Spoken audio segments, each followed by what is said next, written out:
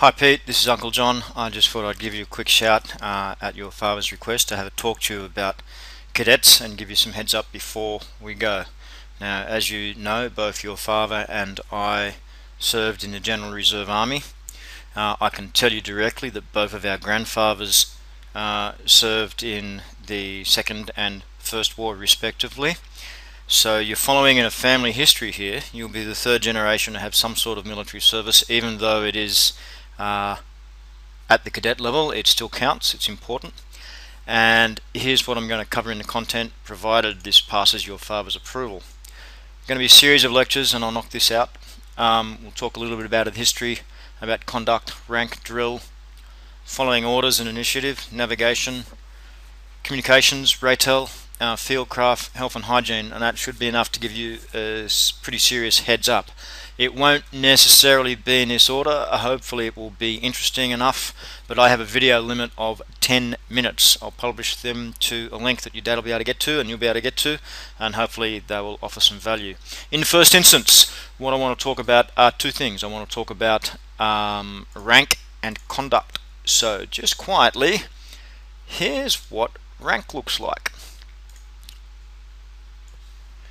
Now, to start with, you are not in the Navy nor the Air Force, but these are blokes here that will be above you.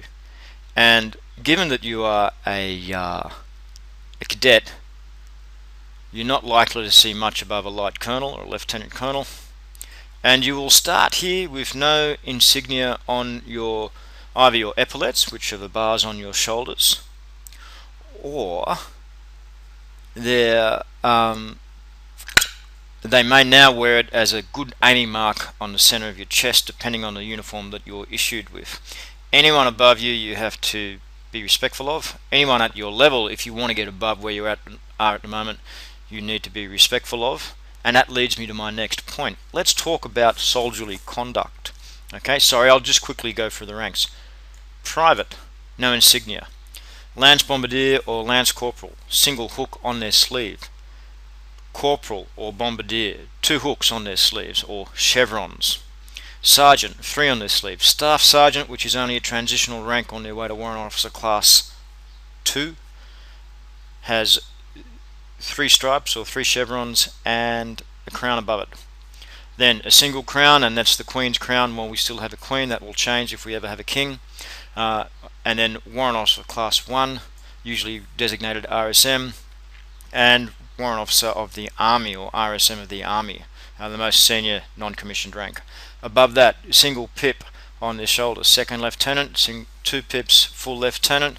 Again, that's a transitional rank. You tend to be a Second Lieutenant for 12 months and a Lieutenant for who knows how long. Then within 4 to 5 years you'll be a Captain. After 10 years you make Major.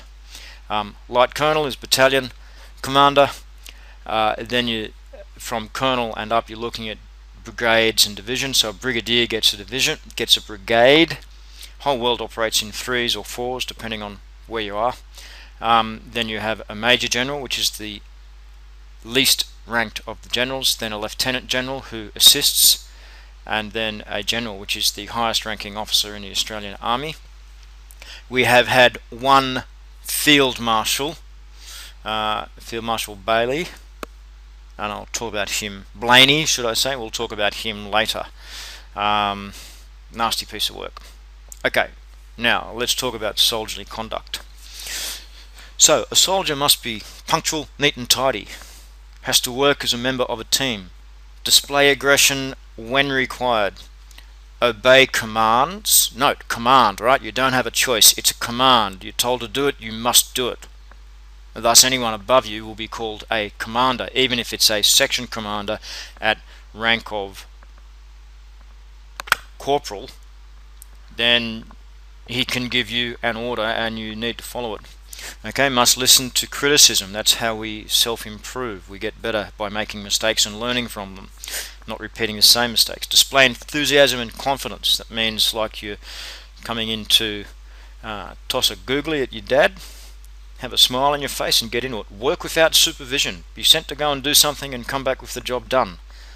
Relate to others in a harmonious manner. It's not all aggro and psycho. It's about getting along in a team and making sure the team achieves. Act responsibly. Display self-discipline. Act in a responsible manner towards authority. Okay, so that's the conduct. What are the traits? Soldierly traits. A soldier must listen to views expressed by others. Make his own judgment on the views expressed by others. Tolerate views of others, Tolerate the views of others, even if they are different from his own, and display respect for others. Okay? Being a soldier doesn't mean that you abuse alcohol. Right? Being a soldier means that you have physical fitness, aerobic capacity, endurance, strength, agility, and stamina. Right, that's enough for a start. We'll talk about other stuff later. Hopefully this has been useful to you. It's been John Michael talking to Pete and Ed. We'll take it from there. Another lesson to follow. Take it easy. Bye now.